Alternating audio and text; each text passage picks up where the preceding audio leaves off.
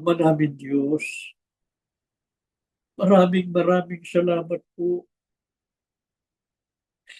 Kaya pa namin nasapit ang banal na sandaling ito ng aming pagsamba. Salamat, Ama. Muli ka naming nasumpungan. Salamat po. Palibasa'y nababatid mo kalalagayan ng buhay namin araw-araw na nangangailangan lagi ng iyong paglingap. Salamat po, Ama, tinugon mo ang pangangailangan ng aming mga kaluluwa. Dadarama namin muli sa pagsambang ito. Kasama ka namin. Pinalalakas mo kami. Pinaaliw mo kami. Binibigyan mo kami ng kasiyahan. Ang puso naming nalulumbay dahil sa mga pagsubok. Salamat, Ama. Tunay na napakabuti mo. Purihin ka, Ama. Sinasamba ka ng aming mga kaluluwa. Panginoong Jesus, salamat po ng marami sa iyo. Lagi mong isinusugo ang iyong espiritu. Tinutupad mo lagi ang iyong pangako sa amin na sa aming mga pagkakatipon, lagi kang dirito sa aming kalagitnaan. Purihin ka, Panginoong Jesus. Sinasamba ka rin ng aming mga puso. Maawa kang muli kaming ipamagitan sa Ama. Lalo na ang kapatawaran ng aming mga kasalanan. Manaming Diyos, nakagaya kaming muling makinig ng iyong mga salita. Ang aral na itinuro ng sugo at ng kapatid na Eranio Manalo. Kung sila'y nabubuhay, muli naming sasariwain. Tuloy na maging gabay at tanglaw namin sa paglalakbay. Kapamalagi kaming matatag sa aming pag-asa sa kaligtasan. Buong buo po ang aming tiwala, Ama. Narinig mo ang aming mga panalangin. Tinatanggap mo ang aming mga pagsamba. At mamamalagi ka po sa piling namin. Sa pangalan po ng aming Panginoong Jesucristo.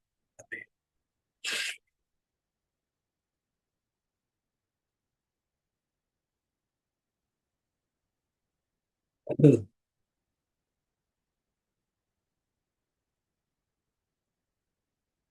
Mahal na kapatid. Bilang mga tunay na kaanib sa Iglesia ni Cristo, ang paglalakbay po natin sa mundong ito ay pansamantala lang. Tayo po ay mga estranghero lamang na nakikiraan sa daigdig na ito. Ang tunay nating bayan, tunay nating tahanan, ating inaasam na marating, ay ang bayang banal na ipinangako ng Diyos. Subalit ang pangako po ay namamalaging pangako hanggat hindi pa dumarating ang araw ng katuparan po nito. Makapananahan lamang tayo sa manwalhating tahanang yaon kung matataglay po natin ang katangian ng mga taong tiyak na magmamana nito. Sino po ang magmamana ng bayang banal ayon sa Biblia? Ano-ano ang paglalarawan ng Biblia sa kalwalhatian ng buhay at pamumuhay sa bayang banal. Ang sabi ng Biblia sa Apocalypse 21:1 hanggang 4, hindi na magkakaroon pa ng dalamhati o ng pananambitan o ng hirap pa man. Papahirin niya ng Diyos ang bawat luha sa kanilang mga mata. Ano lamang po ang ibig sabihin nito? Hindi na po mararanasan sa bayang banal ang anumang nararanasan ng tao sa lupa. Gaya po ng sakit ng loob, kahirapan, karamdaman, pagod, at pagkalito sa mga suliranin at iba pang mga kapaitan sa buhay. Magtatrabaho pa ba ang tao sa bayang banal para mabuhay? Hindi na rin. Sapagkat ang sabi naman sa Apocalypse 7:16 hanggang 17, sila'y hindi na magugutom pa. Sapagkat ang kordero na nasa gitna ng luklukan ay siyang magiging pastor nila. At sila'y papatnugutan sa mga bukal ng tubig ng buhay. Baka raranas pa ba ng kamatayan ng tao sa bayang banal? Ang sabi kanina, sa 21:1 hanggang 4, hindi na magkakaroon ng kamatayan. Wala ng kamatayan. Higit sa lahat, ano po ang lalong nagbibigay kalwalhatian ng buhay sa bayang banal? Ang sabi po ng Biblia, siya, ang Diyos, ay mananahan sa kanila. Ang Diyos din ay sa kanila. At magiging Diyos nila. Yan ang talatang 4. At ang kordero, Panginoong Jesucristo, na nasa gitna ng luklukan, ay magiging pastor nila.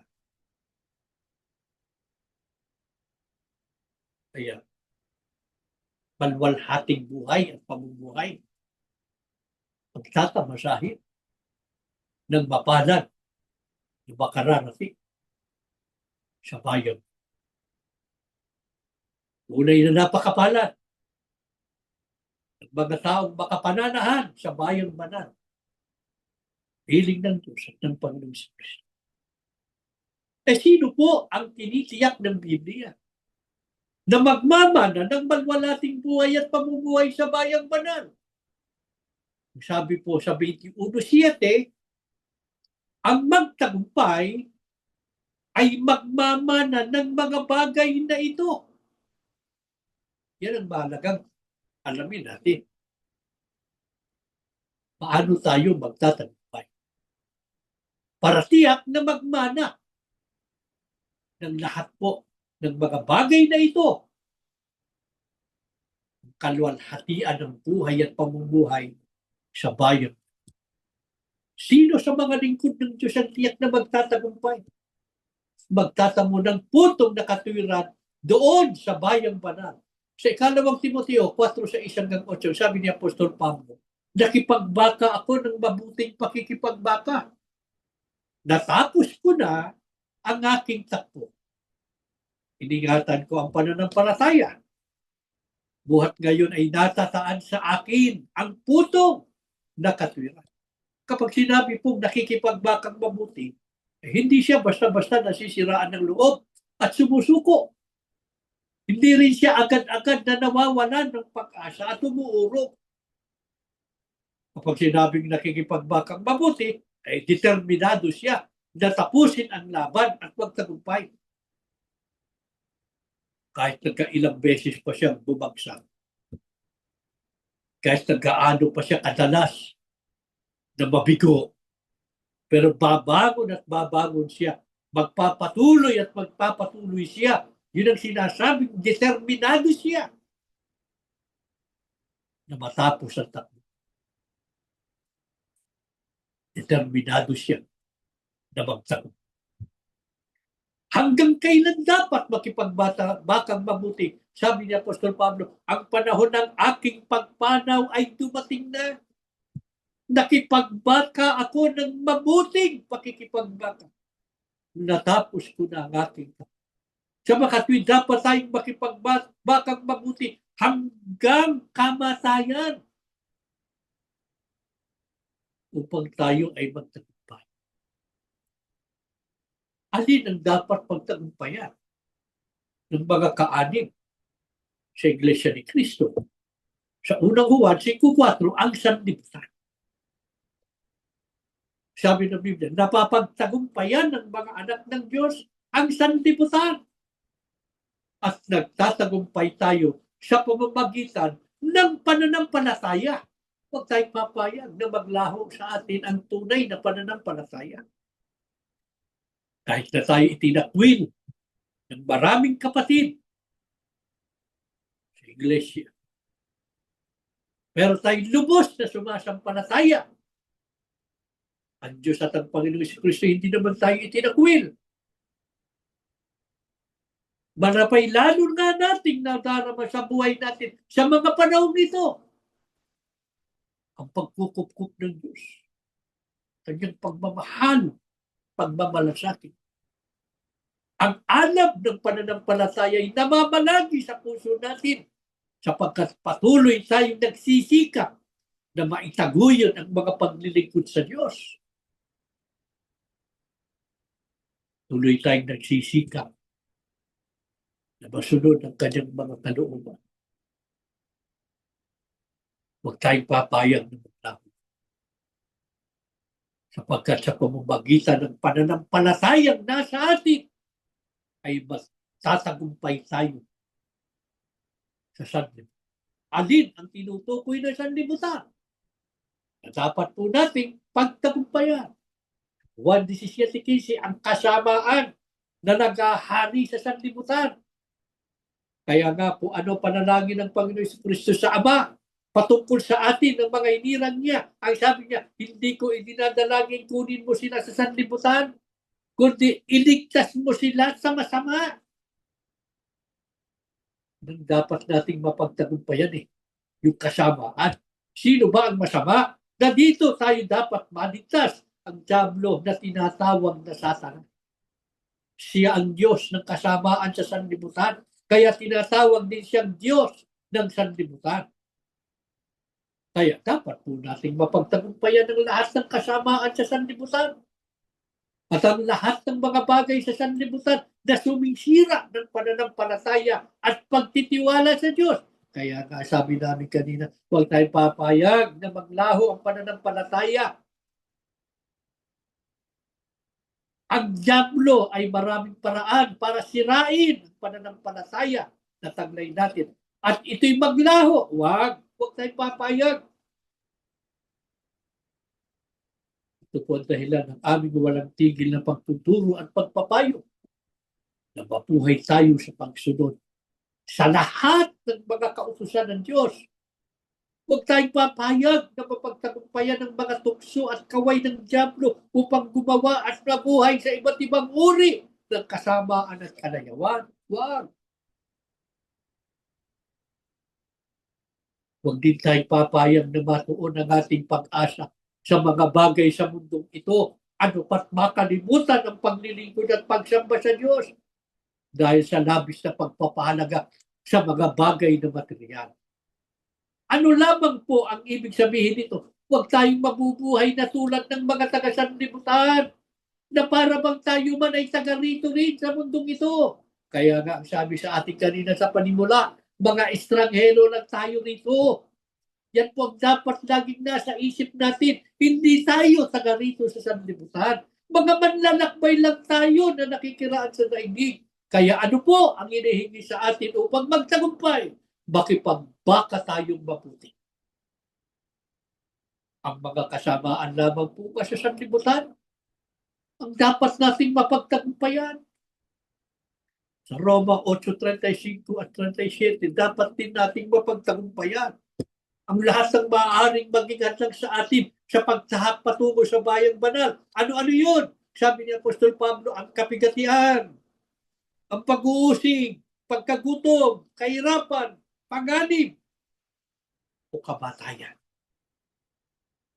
Ano-ano ba itong binanggit ni Apostol Pablo? Yan ang iba't ibang pagsubok ng Diyos sa atin. Ito nga ang ating nararanasan at sa kasalukuyan, mga kapatid.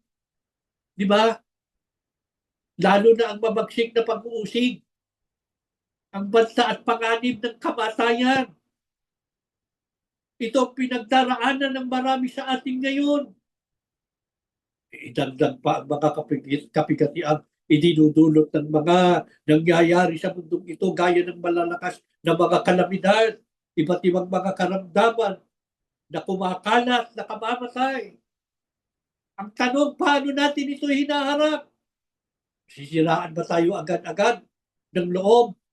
Mawawalan na ba agad tayo ng pag-asa at bumitiw sa pananampalataya gaya ng nangyari sa ilan nating mga kasama? Hindi! Huwag po tayong papayag. Makipagbaka tayo ng mabuting pakikipagbaka. Lumaban tayo hanggang wakas. Kung hindi tayo makikipagbakang mabuti, paano tayo magtatagumpay? Paano tayo makapananahan sa bayang banal? Sino po dapat na maging kasama natin upang tiyak na malampasan at madaing natin ang mga hadlangan at tayo ay magtagumpay? Roma 8:31, ang Diyos dapat nating makasama sa buhay upang tiyak na tayo ay magtagumpay. Bakit po kung ang Diyos ang kasama at kakampi natin ay tiyak na tayo ay magtatagumpay? Sapagkat ang sabi ni Apostol Pablo, kung ang Diyos ay kakampi natin, sino ang laban sa atin? Ano lamang ibig sabihin ito? Sino ang makapananaig sa atin? Wala! Walang makapananaig sa atin. Kung ang Diyos ang ating kasama, ito po ang napakahalagang magawa nating lahat upang sigurado tayo na magtagumpay, na makasama natin ang Diyos sa ating buhay. Paano ito mangyayari? Sino po ang sasamahan ng Diyos? At tiyak na maniligtas, di lamang sa mga panganib sa buhay, kundi sa lahat, higit sa lahat, sa kaparusahan, sa apoy. Sa awit 91, 9 hanggang 11, ang mga lingkod niya, siya ang Diyos, ang ginawang kanlungan. Ang tiwala nila at pag-asa'y tanging nasa Diyos lamang. Sa madaling salita, ang katapatan nila ay sa Diyos lamang. Kahit anong mangyari, hindi sila bibitiw sa paglilingkod at pagsunod sa Diyos. Ano ang katunayan? Kapag kasama natin ang Diyos ay sigurado tayo magtatagumpay. Ano ang garantiya ng Diyos sa mga taong sinasamahan niya? Ang sabi po, dahil ginawa mong kanlungan ang Panginoon, ang kataas-taas ang Diyos na aking tagapagtanggol. Walang kasamaan, kalamidad, o anumang salot ang darating sa iyo o sa iyong tahanan. Napansin ba ninyo, mga kapatid? Ang mga pangunahing mga bagay na ngayon ay sumisira ng loob ng maraming tao. Kasamaan, mga kalamidad, mga salot, o iba't ibang karamdamang kumakalat na nakamamatay, gaya ng COVID-19 at iba pa. Hindi po makakapagpaminsala sa atin yan. Ano man yan, mga nangyayaring masama ngayon sa mundo, hindi magtatagumpay sa atin. Kailan? Kung kasama natin ang Diyos. Pero sino ang sasamahan ng Diyos? Ang mga lingkod niya, na siya ang ginawang kanlungan, na siya ang kanilang tiwala, na anuman ang mangyari sa kanilang buhay, hindi sila bibitiw sa pagtitiwala sa Diyos. Lagi sila sa Diyos. Sumusunod. Laging sa panig sila ng Diyos. At ang Diyos naman, hindi sila pababayaan. Tiniyak ng Diyos, walang kasamaan, kalamidad, o anumang salot ang darating sa iyo o sa iyong tahanan, pati sa pamilya. Kaya kung ang mga magulang, pagunahin ang padre di pamilya, matatag na naninindigan sa panig ng Diyos, na anuman ang mangyari, hindi siya bibitiw sa pagsunod sa Diyos. Matutupad sa kanilang pangako ito. at sa kanilang buong sambahayan. Kaya ano man ang nangyayari sa ating kapaligiran, makikita mo ang mga lingkod ng Diyos na siya ang kasama. Panatag lang sila. Payapa sila. Hindi sila nadadamay sa mga nangyayari sa mundo. Gaano katiyak ang ating kaligtasan sa maraming kapahamakan sa mundong ito. Ang sabi ng Biblia, uutusan ng Diyos ang kanyang mga anghel upang ingatan ka saan ka man magpunta. Isipin nga ninyo mga kapatid, kung paano mapapahamak ang lingkod ng Diyos na laging binabantayan ng mga anghel ng Diyos saan man magpunta. Kaya kahit nasa gitna ka ng kadigmaan, protektado kayo ng Diyos. May mga anghel na nagbibigay ng protection sa iyo at sa iyong buong sambahayan. Paano ka mapapahamak? Ano naman ang pangako ng Diyos na kung dahil sa mga kapighatian ay nanalangin tayo sa kanya tumingin at saklolo. Ang sabi ng Diyos, kapag tumawag siya sa akin, sasagutin ko siya. Saan man tayo naroon at makarating, ano man ang kagipitan na darating sa atin, tiyak na sasagutin ng Diyos ang ating mga pangako. Diba may mga sandali sa buhay natin para tayong nasusukol na walang mapuntahan sa bigat ng ating kalagayan.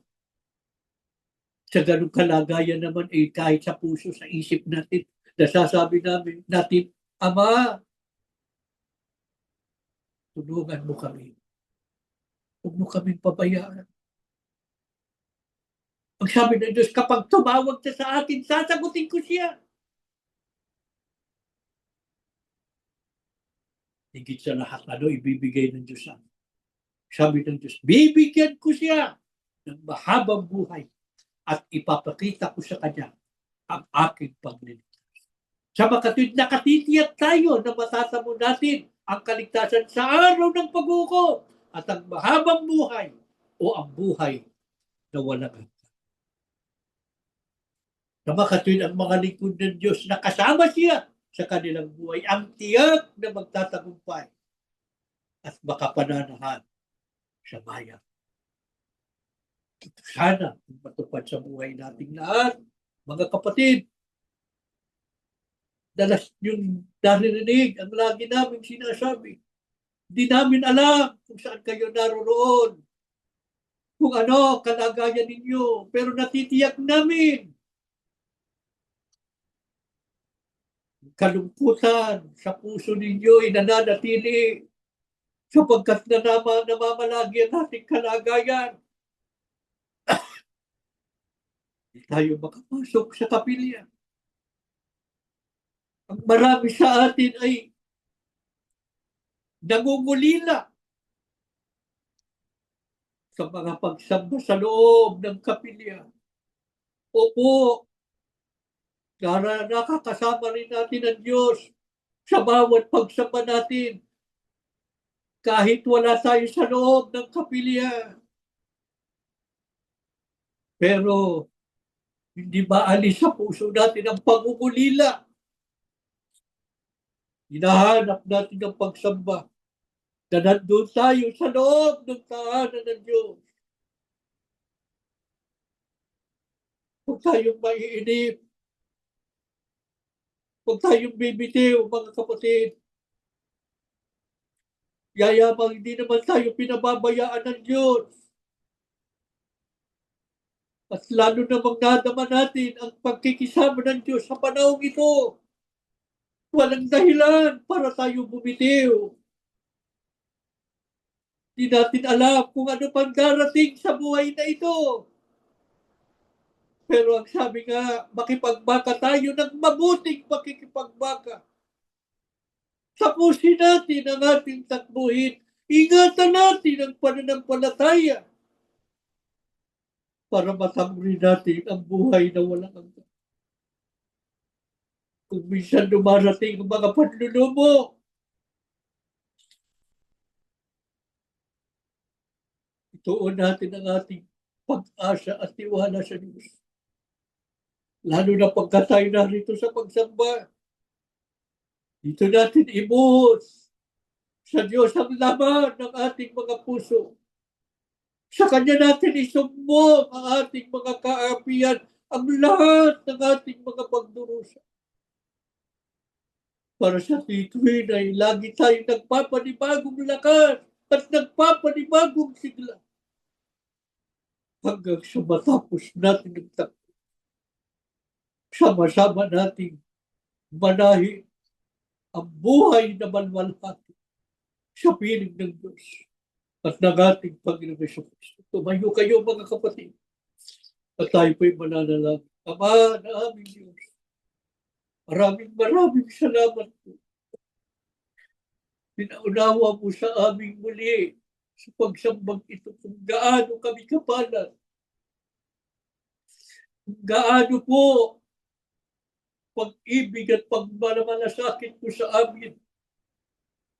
Kaming pinaglalaanan mo ng buhay na malwalhati. Kailangan lang kaming makipagbaka ng mabuting pakikipagbaka. Kailangan namin matapos ang aming takbuhin. Mapagtagumpayan namin ang lahat ng nagsisilbing adlang sa amin. Hindi namin ito magagawa sa aming mga sarili. Ikaw lamang aming Ama, aming pag-asa. Kaya maawa ka ngayon sa pagtitipong ito. Yayamang narito ka na kanina pa. Lubusin mo ang aming kaganakan. Tingin mo ang aming mga panalangin. Muli kaming naghahabilin sa iyo. Patuloy kaming makikisalamuha sa daigdig. Patuloy na maglalakbay kami. Tulungan mong maingatan namin ang pananampalataya. Huwag itong maglaho. Huwag itong mawala sa amin. Makipagbaka kami na ikaw ang aming kasama. Patnubayan mong lagi ang aming mga puso. Ang aming mga paa. Tulungan mo pong laging magliwanag sa puso namin ang lahat ng mga salita mo upang itong laging magsustini ng lakas na aming kailangan. Patuloy na magdulot ng kaligayahan sa puso namin upang mapaglabanan namin ang lahat ng kanumpayan. Mapagtagumpayan ang lahat ng tukso at kaway ng kasamaan. Manatiling matatag ang aming pananampalataya. Nagpapahalaga sa iyong mga pangako. Halika na muli sa piling namin. Maawa ka na, Ama. Dalawin mo ang aming mga tahanan. Lingapin mo ang mga magulang. Kalingain mo ang mga kabataan. Laging magkaisa ang aming mga puso na laging nagpapahalaga sa aming kaalalan. Laging ipinagpapaunang mga bagay na espiritual. Ikaw po amang lagi naming mabigyan ng kasiyahan sa aming buhay. Panginoong Yesus, ipamagitan mo kami sa Ama. Huwag mo kaming bibitiwan.